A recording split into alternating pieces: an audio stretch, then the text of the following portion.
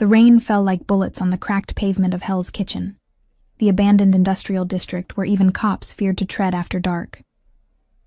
Esmeralda Reyes stumbled through the alley, her vision swimming, blood mixing with rainwater as it streamed down her face. Every breath was agony, every step a monumental effort that her broken body screamed against. Raphael's voice still echoed in her ears. "You think you can leave me? You think some piece of paper can keep you safe? I'll kill you before I let you go. And then I'll take Sophia somewhere you can never find her." His fists had done the talking after that. Methodical, brutal, designed to inflict maximum pain without killing her too quickly. He'd learned that skill in his years working collections for the Valdez cartel. Raphael enjoyed his work too much. Esmeralda's legs finally gave out, and she collapsed against the brick wall, sliding down into a pool of filthy water. Above her, a flickering streetlight cast everything in sickly yellow. This was it.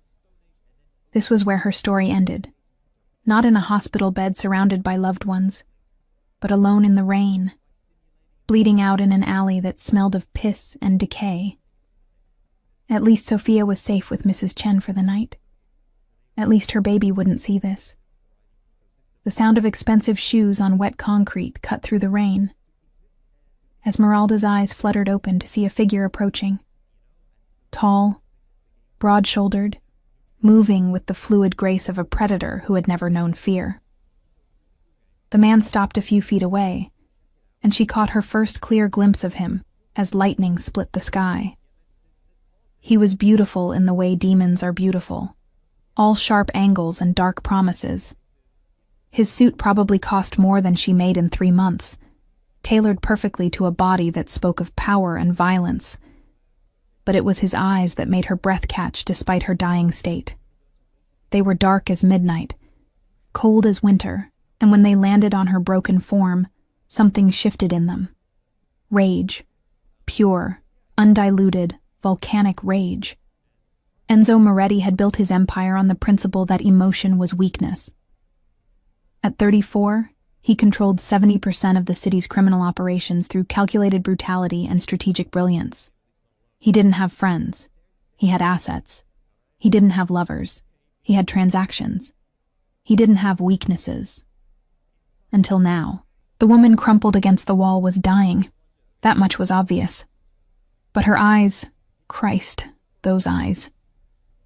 Even half-conscious, they blazed with a defiance that spoke of a fighter's soul. She wasn't begging for help. She wasn't crying. She was simply enduring, even as life leaked out of her. "Marco!" Enzo's voice cut through the rain like a whip. His lieutenant appeared instantly from the idling car at the alley's mouth. "Call Dr. Volkov. Tell him I'm bringing a critical patient, and if she dies, I'll bury him with her." Enzo knelt in the filthy water without hesitation, ruining his $5,000 suit. He gathered Esmeralda into his arms with surprising gentleness, noting every injury with the precision of a man who'd caused similar damage countless times. Broken ribs, at least 3. Fractured orbital bone. Internal bleeding. Severe concussion. Whoever did this knew exactly how to make it hurt. "Stay with me," he commanded, his voice softer than it had been in a decade. "I've got you now. Nobody touches what's mine." Through the haze of pain, Esmeralda heard those words and wanted to laugh. She wasn't his.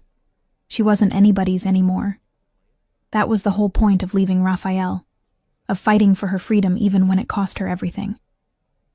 But as consciousness slipped away, she felt the strength in the stranger's arms, smelled expensive cologne mixed with gun oil and danger, and for the first time in years, she felt something she'd almost forgotten. Safe.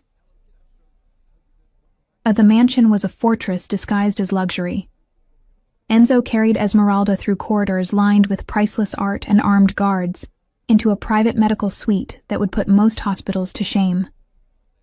Dr. Volkov, a Russian surgeon who'd fled embezzlement charges in Moscow, was already prepped and waiting.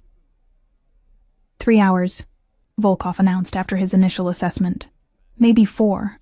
She needs surgery immediately, or she won't make it to dawn. Then you better work fast, Enzo said, his tone promising unspeakable consequences for failure. He turned to Marco, who stood at attention near the door. I want to know everything about her: name, address, employment, family, and most importantly, who did this? Already on it, boss. As Volkov worked to save Esmeralda's life, Enzo stood at the window of his study, nursing whiskey he didn't taste. The city sprawled below him, a glittering web of lights that represented his empire. He'd killed his first man at 15. His abusive father who'd spent years turning his mother into a punching bag, before finally going too far. Enzo had buried him in the industrial district, and no one had ever asked questions. That moment had taught him a fundamental truth. The world didn't protect the weak. The strong preyed on them, and the only way to stop being prey was to become the apex predator. He'd built his empire on that principle. No mercy, no weakness, no attachments that could be exploited. He was the monster that made other monsters check under their beds at night. So why couldn't he stop seeing those defiant green eyes? Marco returned at 3 a.m. with a tablet full of information. Esmeralda Reyes, 28 years old. Single mother, one daughter, Sophia, age 5. Works 2 jobs. Day shift as an ER nurse at St. Mary's, evening shift waiting tables at Giovanni's. Ex-husband is Rafael Dominguez, 32, known associate of the Valdez cartel. History of domestic violence dating back 6 years. She finally left him 8 months ago, got a restraining order, fought him in court for sole custody, and won. Enzo's grip on his glass tightened. And tonight? Security footage shows Dominguez waiting for her outside Giovanni's. He followed her for 3 blocks before cornering her in that alley. Beat her for approximately 15 minutes before leaving her for dead. Marco paused. Boss, Dominguez is Valdez's cousin. Touching him means... I don't give a fuck whose cousin he is, Enzo interrupted, his voice deadly calm. Find him. Bring him to the warehouse on Pier 19. Alive. I want him conscious. Valdez will retaliate. Let him try. Enzo turned from the window, and Marco actually flinched at the murder blazing in his boss's eyes. Send a message to every crew, every family, every 2-bit thug in this city. Esmeralda Reyes is under my protection. Anyone who touches her, looks at her wrong, or even thinks about her too hard answers to me personally. And Marco? Make it clear what that means. Marco nodded and disappeared to execute his orders. Enzo returned to the medical suite, where Volkov was still working. Through the observation window, he could see Esmeralda's pale face, the rhythmic beep of machines keeping her alive. Live, he whispered to the glass. Live, and I swear I'll make them all pay. Consciousness returned to Esmeralda in fragments, softness beneath her, silk sheets that felt sinful against her skin. The scent of jasmine and something darker, more masculine. Pain, but distant, muted by medications that made her thoughts swim. And a presence, powerful, watching. Her eyes fluttered open to find herself in a bedroom that belonged in magazines. Vaulted ceilings, crown molding, a crystal chandelier that probably cost more than her car. But it was the man sitting in the leather chair beside her bed that made her breath catch. He was even more devastating in daylight. Dark hair perfectly styled, strong jaw shadowed with stubble. And those eyes. God, those eyes were studying her with an intensity that made her feel stripped bare. You're awake. His voice was smooth whiskey over gravel. Good. Dr. Volkov said it was 50-50 whether you'd make it through the night. Who are you? Esmeralda's voice came out raw, damaged. Where am I? Where's Sophia? Enzo Moretti, my home. And your daughter is safe, sleeping in the room next to yours with more toys and books than she's probably seen in her life. The name hit her like ice water. Enzo Moretti. Everyone in the city knew that name, even people like her who tried to stay far away from the criminal underworld. He was the devil of the docks, the Phantom King, the man who controlled everything from drugs to politicians with an iron fist soaked in blood. Terror should have been her first reaction. Instead, all she felt was a strange, drugged curiosity. Why? Why what? Why save me? Why bring my daughter here? Why does a man like you give a damn about a nobody nurse? Enzo leaned forward, elbows on his knees, his gaze never leaving hers.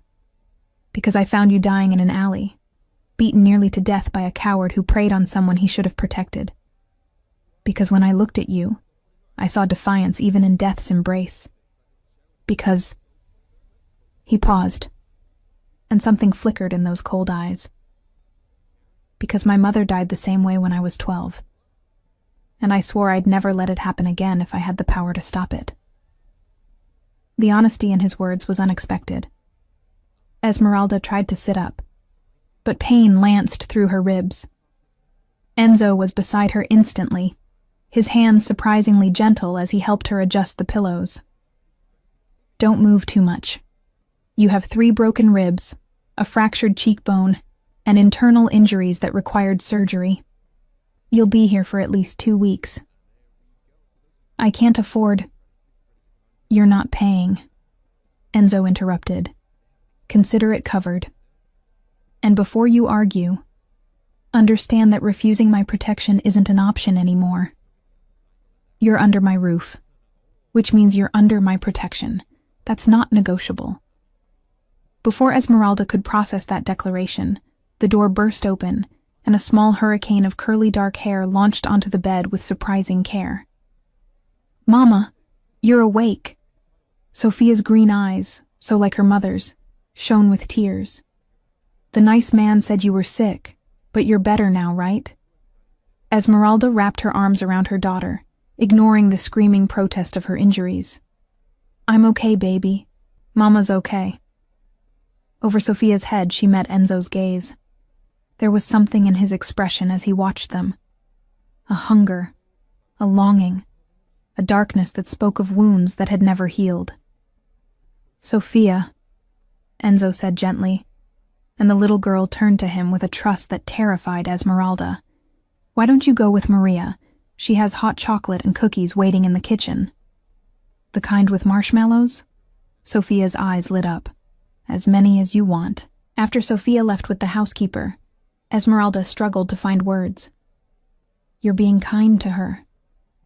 She's innocent in all of this, and she reminds me of my little sister, before our father killed her along with our mother. Enzo's expression darkened. I was hiding in the closet, too much of a coward to help them. I listened to them die while I stayed hidden. That's why I built this empire, Esmeralda. So I'd never be powerless again. The vulnerability in his admission shocked her. This was the man who supposedly felt nothing, feared nothing, destroyed anything that challenged him. Yet here he sat, confessing his deepest shame to a stranger. You were 12, she said softly. You were a child. There was nothing you could have done. I know that now, but the boy I was didn't. And he grew into a man who would burn the world before allowing such helplessness again. Enzo stood, straightening his suit jacket. Rest now. We'll talk more when you're stronger. But Esmeralda, Raphael will never touch you again. That's a promise written in blood. Over the following days, Esmeralda learned the truth about her savior, and it was far more complex than the devil of the docks reputation suggested. Yes, Enzo Moretti was ruthless. His organization controlled most of the city's criminal infrastructure through a combination of strategic alliances and brutal enforcement. Men who crossed him disappeared. Rivals who challenged him learned painful lessons. Politicians who refused his bribes found their secrets exposed and their careers destroyed. But he was also brilliant, a voracious reader with a library that rivaled universities, fluent in 6 languages, capable of discussing philosophy and quantum mechanics with equal expertise. He played piano with haunting beauty, cooked elaborate meals when the stress became too much, and had a dry wit that emerged when he felt safe enough to lower his guard. And he was obsessed with her. Esmeralda felt it in the way his eyes followed her as she healed, in the gifts that appeared daily. First editions of her favorite books, emerald jewelry that matched her eyes, designer clothes in her exact size. He never pushed, never demanded, but his presence was constant.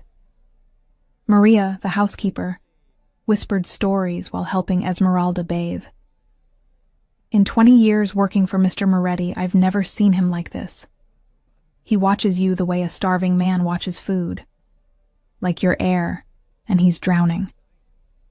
He barely knows me, Esmeralda protested, but even as she said it, she knew it wasn't entirely true.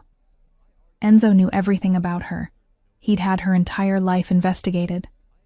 He knew about her student loans, her dead parents, the years she'd spent trying to make an abusive marriage work for Sophia's sake. And somehow, knowing all of that, he looked at her like she was precious. The night everything changed started innocently enough. Esmeralda, finally able to walk without too much pain, found herself in Enzo's study around midnight. She'd been drawn by the sound of piano music, Chopin's Nocturne in E-flat major, played with devastating emotion. She stood in the doorway, watching his hands move across the keys, his eyes closed, lost in the music. When the final notes faded, he spoke without opening his eyes. "Can't sleep?" "The nightmares are worse at night," Esmeralda admitted, moving into the room. "I keep seeing Raphael's face, feeling his fists, waking up certain I'm dying in that alley." Enzo's eyes opened, pinning her with their intensity. "He can't hurt you anymore." "How can you be sure?" "Because I have him." The casual way he said it made her blood run cold. "In the warehouse on Pier 19. He's been there since the night I found you. Alive, conscious, learning the price of his sins." Esmeralda should have been horrified, should have demanded he release Raphael, call the police, do something that resembled justice rather than revenge. But all she felt was a dark, terrible satisfaction that terrified her. "What are you doing to him?" "Everything he did to you, multiplied tenfold. Every bruise, every broken bone, every moment of terror, he's experiencing it all, slowly, methodically, until he understands the magnitude of his mistake." Enzo stood from the piano bench, moving toward her with predatory grace. "Does that frighten you? That I'm torturing your ex-husband in your name?" "It should," Esmeralda whispered, her heart racing as he stopped inches away. "It should terrify me. But instead..." She looked up at him. This beautiful monster who'd saved her. "Instead, I feel safe for the first time in years, because I know you'll protect me with a ferocity that the law never could." "Esmeralda." "I'm falling in love with you," she interrupted, the words tumbling out before she could stop them. "With a man I barely know, who does terrible things, who lives in a world of violence and death. I'm falling in love with the devil, and I don't care." The kiss was inevitable, explosive, months of tension igniting in a heartbeat. Enzo's hands tangled in her hair, pulling her closer as he devoured her mouth with a hunger that spoke of years of isolation. Esmeralda melted against him, ignoring the protest of her healing ribs, lost in the sensation of being wanted with such intensity. When they finally broke apart, both breathing hard, Enzo rested his forehead against hers. "If we do this, if we cross this line, you need to understand what it means. You'll be mine, Esmeralda, completely, irrevocably. Mine to protect, mine to keep, mine to love and possess and defend against the entire world. In my world, that makes you a target. Every enemy I have will see you as my weakness." "Then don't have weaknesses," she breathed against his lips. "Be strong enough that they wouldn't dare." His laugh was dark and dangerous. Oh, Tesoro, I will burn this city to ash before I let anyone touch you. You have no idea what you've just unleashed. The night Enzo finally took Esmeralda to his bed, he did so with a reverence that contradicted every story she'd heard about the ruthless crime lord. His hands, which had broken bones and ended lives, touched her healing body with aching gentleness, mapping every scar and bruise as if committing them to memory. Beautiful, he murmured against her throat, his lips trailing fire down her collarbone.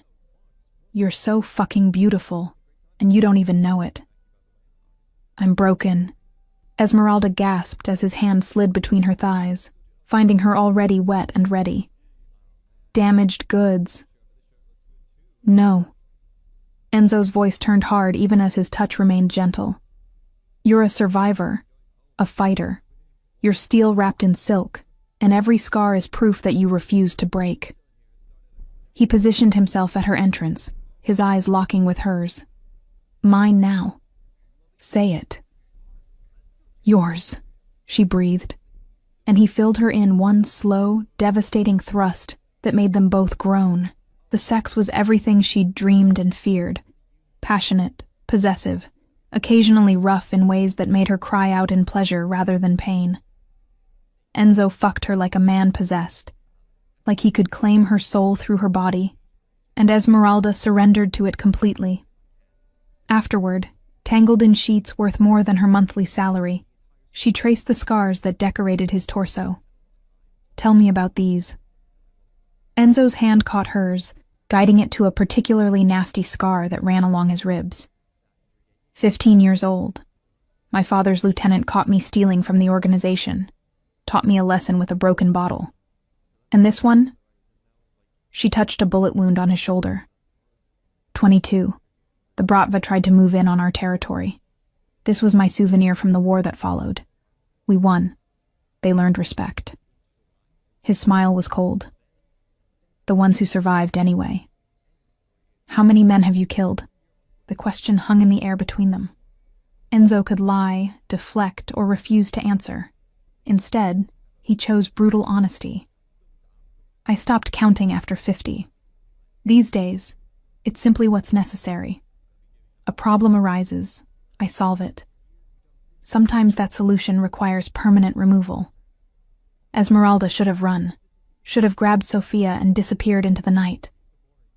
But as she looked into Enzo's dark eyes, she saw the boy who'd hidden in a closet while his family was murdered. She saw the man who'd built an empire to ensure he'd never be powerless again. She saw her protector, her lover, her beautiful monster. I should be disgusted, she whispered. But you're not. No. Because those 50-plus men, how many of them were like Raphael? How many were predators who preyed on the weak? Not all of them, Enzo admitted. Some were rivals, businessmen who challenged me, traitors who needed examples made. Some probably had families who mourned them. But you protected me. You're protecting Sophia. You're keeping us safe in a world that never cared whether we lived or died. Esmeralda kissed him softly. I'm choosing you, Enzo Moretti. I'm choosing this life, this darkness, because it's the only place I've ever felt truly safe. Then you're mine, he growled, rolling her beneath him again. And I'm going to spend the rest of my life proving you made the right choice. Mom.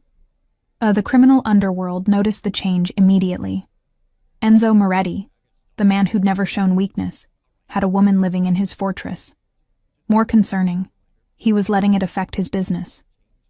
A low-level dealer made the mistake of commenting crudely about Moretti's nurse bitch within earshot of one of Enzo's lieutenants. Within an hour, the dealer and his entire crew had vanished. Their bodies were found 3 days later, arranged in the warehouse district with a message spray-painted on the wall. Disrespect is death. The message was clear. Esmeralda Reyes was untouchable, but not everyone was smart enough to listen. The Bratva, still nursing grudges from their failed incursion years ago, saw an opportunity. They'd watched Enzo for months, noting his patterns, his vulnerabilities. The woman and child were obvious targets, soft spots in an otherwise impenetrable armor. The attack came on a Tuesday afternoon. Esmeralda had convinced Enzo to let her take Sofia to a nearby park, one of his properties, heavily secured, but still outside the mansion's walls. She needed sunlight, needed normalcy, needed to pretend for a few hours that they were a regular family. She was pushing Sofia on the swings when the black SUVs arrived. 6 men, heavily armed, moving with military precision. Enzo's security team reacted instantly, but they were outnumbered and outgunned. Bullets shredded the peaceful afternoon, sending civilians screaming for cover. Esmeralda grabbed Sofia and ran, her nurse training kicking in even as terror froze her blood. Behind her, she heard the distinctive sound of suppressed weapons, Enzo's men fighting back. But there were too many attackers. A hand grabbed her hair, yanking her back. Sofia screamed as they were separated, the little girl being lifted by one of the attackers. "Pretty little thing," the man holding Esmeralda said in Russian-accented English. "Moretti's whore. You're worth a fortune."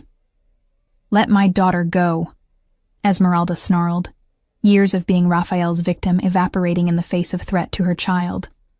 She twisted, her teeth finding the man's hand, biting down hard enough to draw blood. He backhanded her, sending her sprawling. "Bitch, you'll learn respect before—" The shot was impossibly precise. The Russian's head snapped back, a neat hole appearing between his eyes. He dropped like a puppet with cut strings, and behind him stood Enzo, flanked by Marco and a dozen heavily armed men. But it wasn't Enzo as Esmeralda had ever seen him. This was the Enzo from the stories, the legend, the nightmare made flesh. His suit was perfectly pressed despite the carnage, his expression carved from ice, and his eyes. God, his eyes were empty of everything except cold, calculated murder. "Let the child go," he said quietly, his voice somehow carrying across the chaos. "Do it now, and your death will be quick." The Russian holding Sofia pressed a gun to her head. "You think you can—" He never finished the sentence. One of Enzo's snipers, positioned on a nearby building, took the shot. The man's hand exploded in a spray of blood and bone, the gun clattering away. Sofia fell, and Esmeralda lunged forward, scooping her daughter into her arms. What followed was a masterclass in violence. Enzo and his men moved through the remaining Russians like death incarnate, each movement precise, each shot calculated. No mercy, no hesitation, no survivors. When the last body hit the ground, Enzo walked to where Esmeralda knelt, holding Sofia. He dropped to one knee, his hands cupping both their faces. "Are you hurt?" "No," Esmeralda gasped, tears streaming. "We're okay. Enzo, shh, you're safe now. I've got you." He lifted them both effortlessly, carrying them toward his armored car. "Marco, clean this up. Find out who ordered it and bring them to me alive. And double security on all my properties. This never happens again." In the car, Sofia clung to her mother, crying softly. Enzo sat across from them, and Esmeralda watched as he visibly transformed back into the man she knew. The cold efficiency melting into concern, the killer becoming her protector. "I'm sorry," he said quietly. "This is my fault. They came for you to hurt me." "No," Esmeralda surprised herself with the vehemence of her response. "This is their fault for thinking they could touch what's yours, right?" A slow, predatory smile spread across Enzo's face. "Right." The attack had consequences that rippled through the criminal underworld like a tsunami. Enzo's response was swift, brutal, and absolutely terrifying. The Bratva Pakhan who'd ordered the hit on Esmeralda and Sofia was found in his fortified compound, surrounded by his best men, protected by state-of-the-art security. None of it mattered. Enzo's team infiltrated like ghosts, disabled the security, and left the Pakhan gift-wrapped on his own desk with a message carved into his chest. You touched mine. He survived, barely, but the message was clear. The Bratva immediately sued for peace, offering tribute and swearing never to target Enzo's family again. But the attack had awakened something in both Enzo and Esmeralda. The veneer of civilization they'd been maintaining cracked, revealing the darkness beneath. "I want to learn," Esmeralda announced one evening after Sofia was asleep. Enzo looked up from his laptop. "Learn what?" "How to protect myself. How to shoot, fight, survive. If I'm going to be in your world, I need to be more than a liability." She moved closer, her eyes blazing with determination. "I need to be dangerous." Enzo studied her for a long moment, then smiled. A real smile, rare and devastating. "All right, Tesoro. But understand, once you start down this path, there's no going back to being the innocent nurse. You'll have blood on your hands. You'll cross lines you can never uncross." "I already crossed those lines when I fell in love with you," Esmeralda replied. "Now I just want to make sure I can stand beside you rather than behind you." The training started the next day. Enzo hired the best, former Special Forces operators, weapons experts, hand-to-hand combat specialists. Esmeralda threw herself into it with frightening intensity, driven by the memory of her helplessness during the Bratva attack. She learned to shoot with deadly accuracy, to fight with brutal efficiency, to read threats and react with precision. But more than physical skills, she learned to think like Enzo, strategically, ruthlessly, always 3 steps ahead. "You're a natural," Marco commented one afternoon after watching her disarm an opponent twice her size during a sparring session. "It's kind of terrifying." "Good," Esmeralda replied, not even breathing hard. "I want to be terrifying. I want anyone who even thinks about threatening my daughter to know what's coming for them." But while Esmeralda transformed into something more dangerous, a threat from her past was preparing his revenge.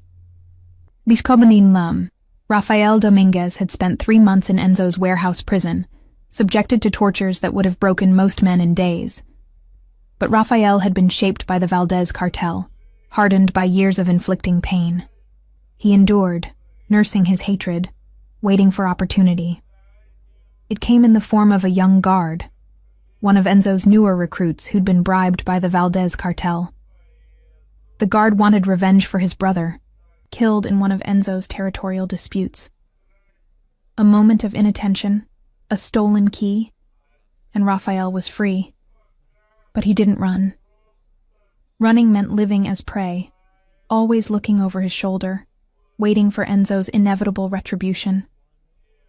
No, Rafael wanted revenge that would hurt worse than any torture. He wanted to destroy Enzo by taking what the crime lord valued most: Esmeralda and Sofia. He knew he couldn't get to them at the mansion. Security was impenetrable. But Sofia still attended school, and despite the guards, there were moments of vulnerability.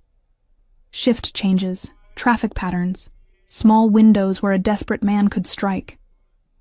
Rafael assembled a team, mercenaries from the Valdez cartel who were expendable, disposable, but well-trained. He didn't plan to survive this mission. He planned to take Enzo's world down with him. The attack came on a Friday afternoon. Sofia's school was releasing for the weekend, and despite the security detail, there was always chaos during pickup. Rafael and his team struck during that chaos, using smoke grenades and coordinated violence to create confusion. They grabbed Sofia from her security detail, killing one guard and critically wounding another. By the time the alarm was raised, they were gone, vanished into the city's maze of streets. Enzo was in a meeting when Marco burst in, his face ashen. "Boss, it's Sofia. They took her." The transformation was instantaneous and absolutely terrifying. Every person in the room felt the temperature drop as Enzo stood, his expression utterly blank. The calm before the apocalypse. "Who?" "Dominguez. He escaped 3 days ago. The guard who helped him is dead now, but..." "Find her." Enzo's voice was barely above a whisper, which made it more terrifying than any shout. Mobilize every asset. Call in every favor. Turn over every stone in this city. Find my daughter, or start planning your funerals. At the mansion, Esmeralda received the news and felt something inside her break and reform into something harder, sharper. She'd been training for months, transforming from victim to warrior. Now it was time to prove it. I'm coming with you, she told Enzo, as he armed himself with enough weapons to fight a small war. Esmeralda? She's my daughter, Esmeralda interrupted, her voice steel. I've been training for this. I can shoot. I can fight. And I will burn down this entire city to get her back. So either I come with you, or I go alone. Your choice. Enzo looked at his woman, at the fierce mother bear who'd emerged from the frightened nurse he'd found in an alley. All right. But you follow my lead. And if I tell you to run, you run. Understood? Understood. Finding Raphael took 6 hours of pure, concentrated violence. Enzo and his organization tore through the city like a hurricane, interrogating contacts, torturing informants, following every thread with ruthless efficiency.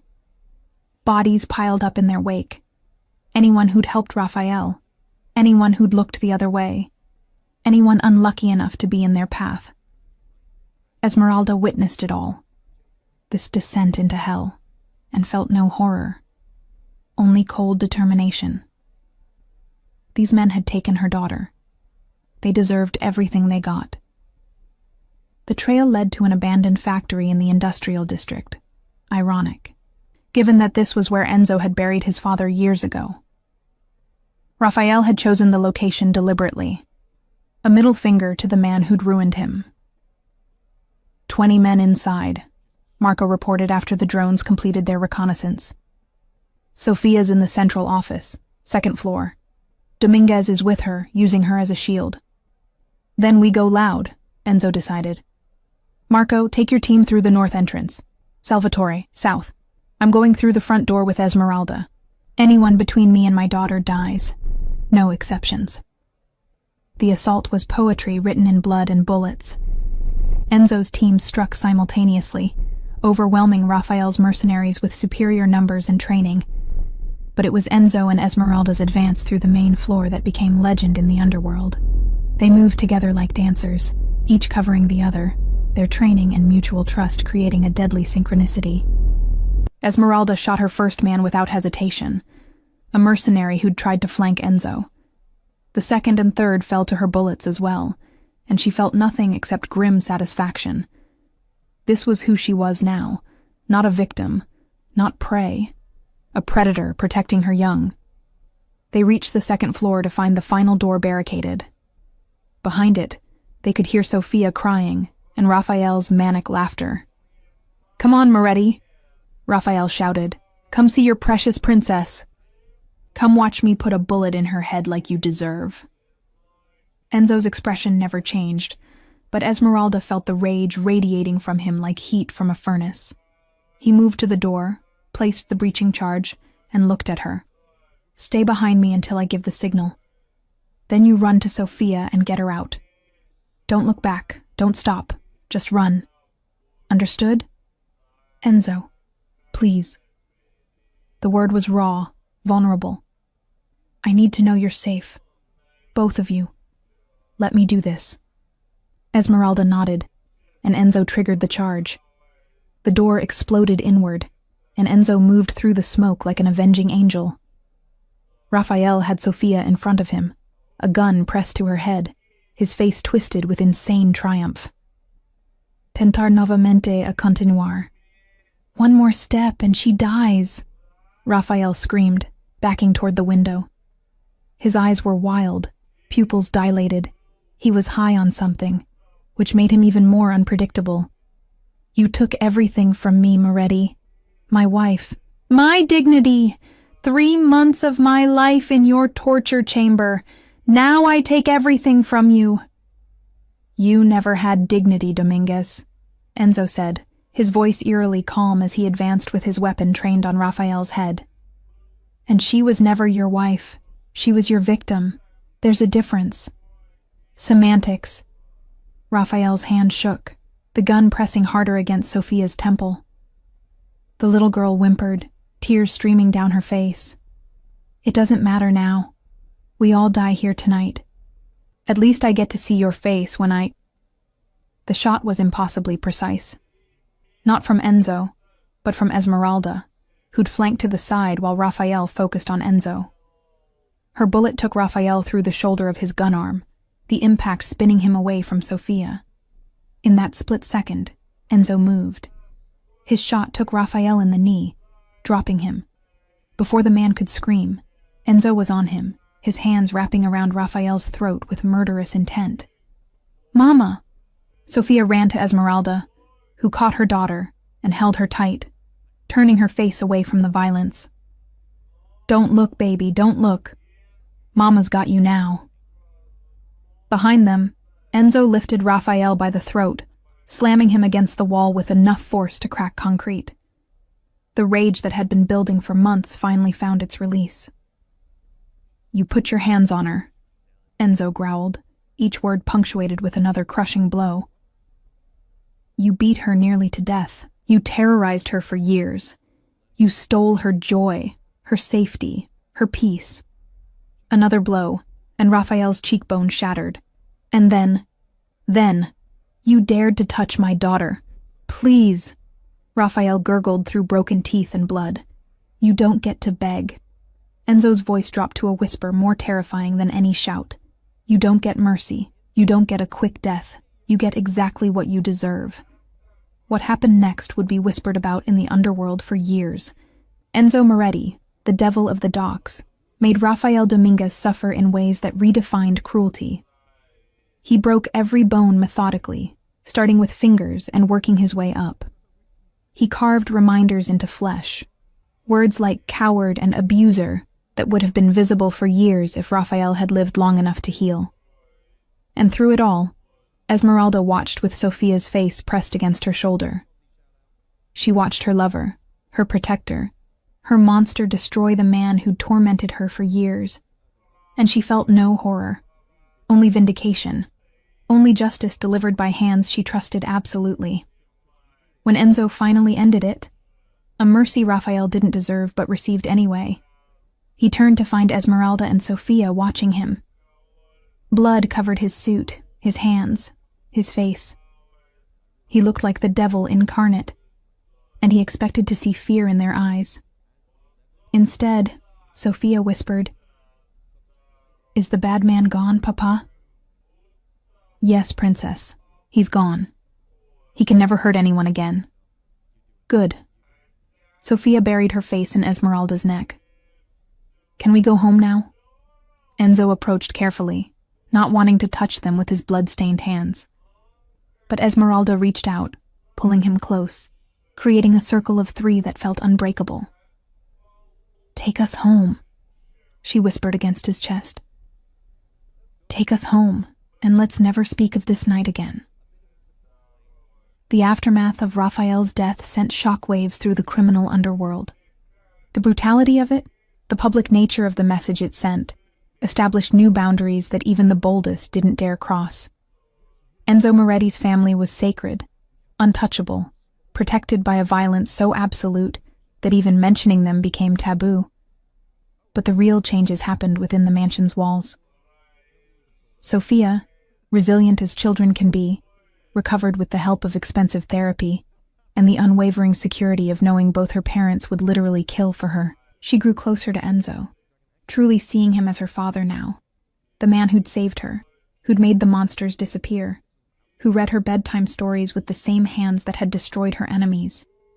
Esmeralda transformed completely. The frightened nurse who'd been beaten in an alley was gone, replaced by someone harder, sharper, more dangerous. She completed her training and began working alongside Enzo, not just as his lover but as his partner. Her insights into human nature, combined with her willingness to do whatever was necessary, made her invaluable. "The Henderson contract," she said one evening, reviewing documents in their shared office. He's embezzling from the organization, but he has 3 young children. Kill him, and you create 3 more potential enemies who'll grow up hating you. So what do you suggest? Enzo leaned back, always interested in her perspective. Ruin him financially, force him to sell everything to repay what he stole, then exile him. Make him an example without making martyrs of his children. Fear and pragmatism, always more effective than simple violence. Enzo's smile was proud and predatory. You're becoming more ruthless than I am. I learned from the best. She crossed to him, straddling his lap in the office chair. Besides, someone has to make sure you don't kill everyone who annoys you. We'd run out of associates. Their relationship deepened into something that transcended simple love. It was partnership, obsession, mutual protection, and bone-deep trust. They balanced each other. Enzo's cold calculation tempered by Esmeralda's strategic empathy, her compassion sharpened by his ruthlessness. The proposal came 6 months after Raphael's death, during a quiet evening on their private terrace. Sophia was asleep. The city glittered below, and Enzo produced a ring that made Esmeralda gasp. An emerald the size of her thumbnail, surrounded by diamonds, set in platinum. Probably worth more than her childhood home. Marry me, Enzo said simply. Not because you need my protection. You've proven you can stand on your own. Not because of Sophia, though I love her as my own. Marry me because I'm yours and you're mine, and I want the entire world to know it. Marry me because every day without your name attached to mine feels incomplete. Esmeralda looked at the ring, at the man offering it, at the life they'd built on foundations of blood and violence and fierce, protective love. She thought about the woman she'd been, beaten, terrified, powerless. She thought about the woman she'd become, strong, dangerous, free. Yes, she whispered, 1,000 times. Yes. The wedding was planned for 3 weeks later, but fate had other plans. Carlos Valdez, head of the cartel that had once employed Raphael, couldn't let the insult stand. His cousin had been tortured and killed, his organization had lost face, and now Moretti was flaunting his happiness like none of it mattered. Valdez assembled an army, 20 of his best sicarios, heavily armed, with one mission: kill Enzo Moretti during his wedding, and make it spectacular enough that people would remember who really controlled this city. But Valdez made one critical mistake. He underestimated Marco's intelligence network. The warning came 48 hours before the wedding. Marco burst into Enzo's study with a tablet showing intercepted communications, surveillance photos, and a complete breakdown of Valdez's plan. He's hitting the wedding, Marco reported grimly. 20 guns, rocket launchers, the works. He wants to make a statement. Enzo's expression never changed. He simply looked at Esmeralda, who'd been reviewing seating arrangements. Well? She set down her papers, her eyes hardening. We let him come, but we turn it into his funeral instead of ours. You want to use our wedding as a trap? I want to send a message that anyone who threatens our family doesn't just die. They get erased so thoroughly that people forget they ever existed. Esmeralda stood, moving to the window. How many men can we position without tipping them off? 60, maybe 70 if we use the buildings around the venue. Then we do it. We get married, we celebrate, and when Valdez makes his move, we end him and his entire operation in one night. She turned back to Enzo, her smile cold and beautiful. Our wedding gift to each other can be his head.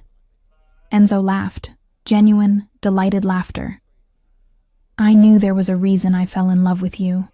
Marco, set it up. I want snipers on every roof, men in every shadow, and enough firepower to start a war. Valdez wants to crash our wedding. Let's make sure he never crashes anything again. Boy. And the wedding day arrived with perfect weather. Clear skies, gentle breeze, the kind of day that belonged in fairy tales rather than revenge plots. The venue was an exclusive garden on Enzo's estate, transformed into something magical with flowers, lights, and enough hidden weaponry to outfit a small military.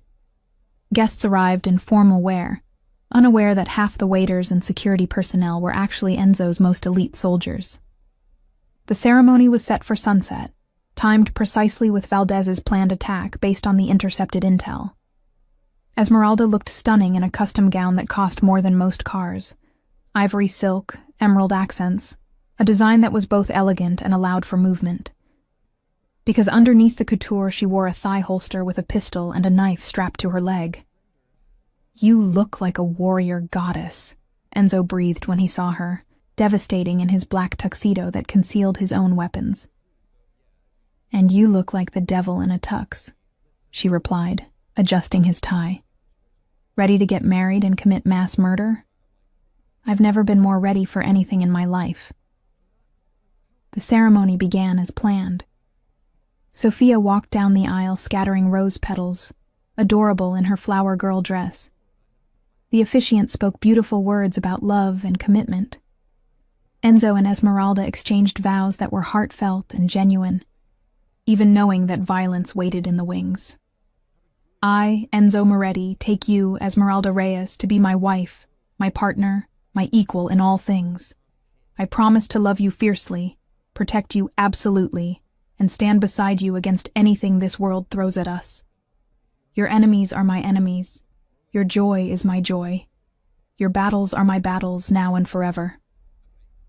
I, Esmeralda Reyes, take you, Enzo Moretti, to be my husband, my protector, my partner in both love and war. I promise to stand beside you in darkness and light, to be the strength you need when you falter, to love both the man you show the world and the monster you become to keep us safe. Together, we're unstoppable. Together, we're—" The explosion shattered the romantic moment. Valdez's men had breached the outer perimeter, using rocket launchers to announce their arrival with devastating force. Guests screamed, diving for cover as gunfire erupted from multiple directions. But Enzo and Esmeralda didn't panic. They'd been waiting for this. "Marco, now!" Enzo shouted into his concealed earpiece, and suddenly the garden transformed into a killing field. Enzo's hidden soldiers revealed themselves, returning fire with precision. Snipers on the roofs began picking off Valdez's men one by one.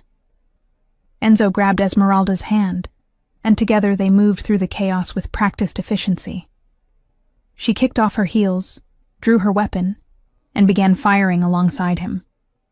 Two of Valdez's sicarios went down to her bullets before they even realized the bride was armed. "Sophia!" Esmeralda shouted over the gunfire. "Safe room, already secured," Enzo confirmed, dropping another attacker. "Focus on surviving our wedding, Tesoro." What followed was the most violent wedding in criminal history. Enzo and Esmeralda fought side by side, their movements synchronized through months of training together. When he reloaded, she covered him. When she was pinned down behind a toppled table, he drew fire while Marco flanked the attackers. The battle lasted 20 brutal minutes. When the smoke cleared, Valdez's entire force was dead or dying. The garden looked like a war zone. Flowers destroyed, tables shattered, blood mixing with champagne on the elegant stone walkways. And in the center of it all stood Enzo and Esmeralda, blood-splattered and victorious, still holding hands. "Where's Valdez?" Esmeralda asked, surveying the carnage. "There." Marco pointed to a wounded man trying to crawl toward the exit. He hung back, let his men die first, cowered to the end. Enzo and Esmeralda approached together, their weapons trained on the cartel boss who'd tried to destroy their wedding. Valdez looked up at them with hatred and fear warring in his eyes. "You can't. This means war with... This means your organization dies tonight," Enzo interrupted coldly. "Marco's already moving on your lieutenants, your warehouses, your accounts. By morning, the Valdez cartel will be a memory, and your territories will be mine." "You're monsters," Valdez spat blood. "Yes," Esmeralda agreed, and shot him through the head without hesitation. But we're monsters who protect our own. The ceremony concluded an hour later, after the bodies were cleared and the venue hastily restored. The guests who'd survived, all carefully vetted members of Enzo's organization, returned to witness the completion of the vows, now understanding exactly what kind of family they were serving. The officiant, shaken but professional, pronounced them husband and wife.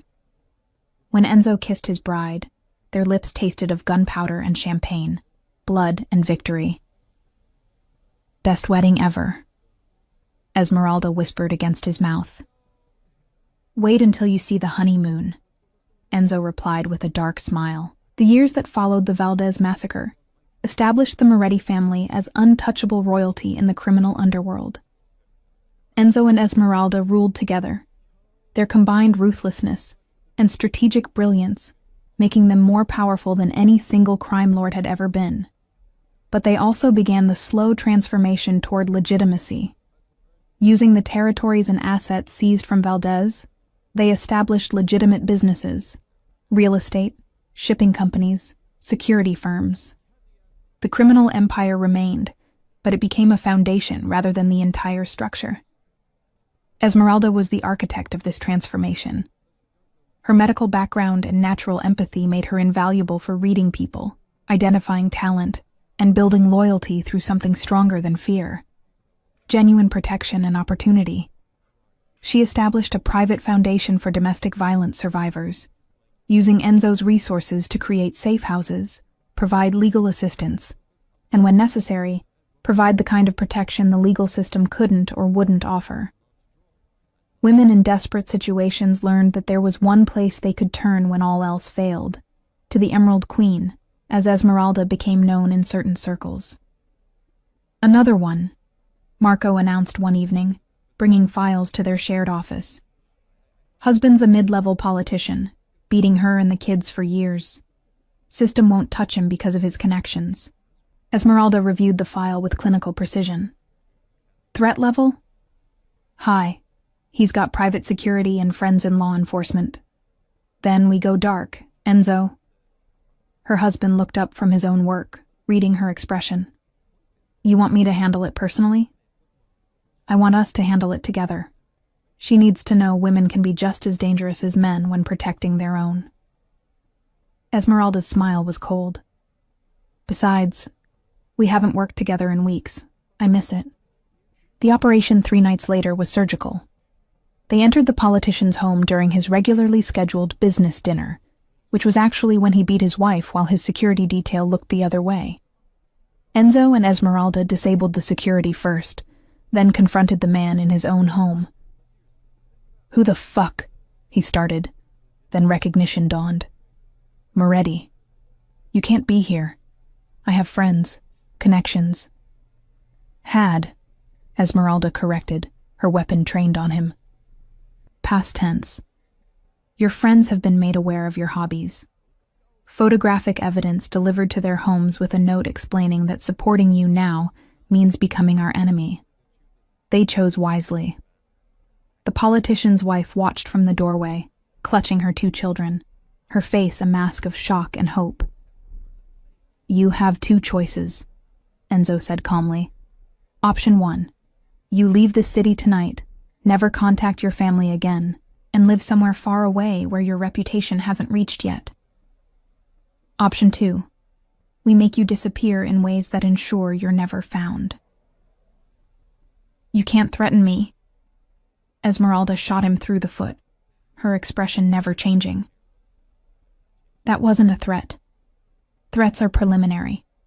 This is a consequence of your actions, and they're only beginning. Choose now."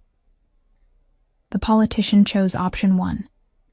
By morning, he was on a plane to South America with nothing but the clothes on his back and the understanding that returning meant death. His wife and children were relocated to one of Esmeralda's safe houses, given new identities, and provided with enough money to start fresh. These operations became routine. The Moretti Foundation developed a reputation. If you were trapped, if the system failed you, if you had nowhere else to turn, you could reach out to them. Sometimes help came legally, through lawyers and social services. Sometimes it came through Enzo and Esmeralda personally, delivering justice that courtrooms couldn't touch. "We're building something strange," Enzo observed one night as they reviewed their operations. "Half legitimate business empire, half vigilante organization, all wrapped in a criminal enterprise that's slowly going legit." "We're building something necessary," Esmeralda corrected. "The world needs people who understand that sometimes violence is the answer. Sometimes the only way to stop a monster is to be a bigger monster." "And that doesn't bother you? What we've become?" She looked at her husband, the man who'd saved her, loved her, killed for her, built an empire with her. "I was beaten nearly to death and left to die in an alley. The system did nothing. You did everything. So no, it doesn't bother me. It empowers me." Sign. Sophia grew into a formidable young woman, shaped by the unique duality of her upbringing. At school, she was brilliant and popular. At home, she learned the family business, both the legitimate and illegitimate sides. On her 16th birthday, she asked the question that had been building for years. "I want in," she announced over dinner. "Not just watching from the sidelines. I want to be part of this, part of the family business." Enzo and Esmeralda exchanged a look. They'd known this was coming. "Sophia, what we do, it's dangerous," Esmeralda began carefully. "I know. I've known since I was 5 and you killed Raphael to save me. I've watched you build this empire, watched you help people the world abandoned, watched you make impossible decisions." Sophia's eyes, her mother's green but with her adopted father's steel, met theirs without flinching. "I want to help. I want to be part of something that matters. And this matters. You understand what you're asking?" Enzo's voice was serious. "Once you're in, truly in, there's no going back. You'll have blood on your hands. You'll make decisions that haunt you. You'll become someone people fear." "I'm already someone people fear," Sophia replied with a small smile. "I'm your daughter, both of yours. That means I'm already a target, already dangerous, already part of this world whether I participate actively or not. At least let me be useful." Esmeralda felt pride and fear warring in her chest. Her baby, her little girl, wanting to walk the same dark path she'd chosen. But Sophia was right. She'd been born into this world, shaped by it. Denying her agency now would only breed resentment. "Then you train," Enzo decided. "Properly. The way your mother did. Combat, strategy, psychology, business, everything. You don't go operational until you're 21 and fully educated. And you start at the bottom. No special treatment just because you're our daughter." "Deal." Sophia's smile was radiant and slightly terrifying. "When do we start?" "Tomorrow," Esmeralda said. "But tonight we celebrate, because no matter what path you choose, you're still our daughter, and we love you." 10 years after that night in the alley, Enzo and Esmeralda Moretti stood on the balcony of their expanded estate, watching the sun set over the city they controlled. Below them, their empire thrived, legitimate businesses providing cover for selective criminal operations, the foundation helping hundreds of women annually, their family names spoken with equal parts fear and reverence. Sophia, now 25, ran the foundation's operations with her mother's compassion and her father's ruthlessness. She'd become known as La Princesa Oscura, the Dark Princess, and had a reputation for being even more dangerous than her parents when her moral lines were crossed. "Any regrets?" Esmeralda asked, leaning against her husband's chest as they watched their city. "None," Enzo replied immediately. "Every death, every compromise, every dark choice led to this, led to you, to Sophia, to the life we've built. We're monsters, you know, by any conventional definition. Yes, but we're monsters who love each other, who protect the innocent, who give hope to the hopeless." Enzo turned her in his arms, looking into those green eyes that had captured him a decade ago. We're monsters who make other monsters afraid. And that makes us necessary. Esmeralda kissed him deeply, tasting the darkness they shared, the blood they'd spilled together, the empire they'd forged from pain and violence and fierce protective love. "I love you," she whispered against his lips. "My devil, my savior, my everything." "I love you," Enzo replied. "My emerald, my strength, my reason for existing." Behind them, Sophia emerged onto the balcony. "Mom, Dad, we have a situation. Woman in Colorado, husband's a judge, systems protecting him. She's asking for help." Esmeralda and Enzo shared a smile. Their work was never done. "Let's go save her then," Esmeralda said, her eyes lighting with purpose. And together, the Moretti family, crime lords, vigilantes, protectors of the desperate, went to deliver the kind of justice that courtrooms couldn't touch. In the shadows of their city, people whispered stories about them. The devil and his emerald queen. The family that would kill you for crossing them, but would die to protect the innocent.